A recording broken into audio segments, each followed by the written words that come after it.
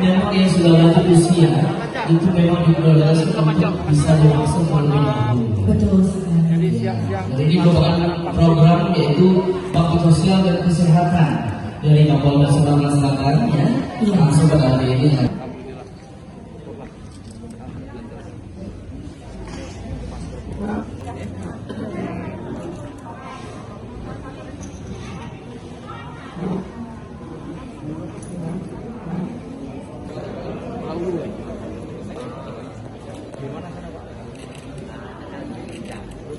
Udah lama di sini Pak ya?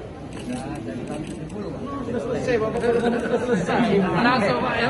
Sudah selesai. Aku mau tanya Bapaknya sudah selesai. 3 kali masih tahan. Kapolda aja. 3 kali masih tahan Pak. 3 kali apa nih? Suntik masih tahan.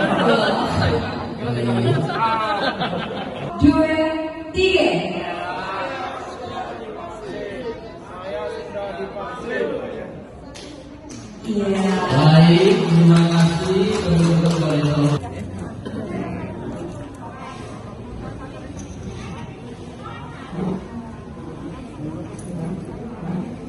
Tiga kali masih tahan.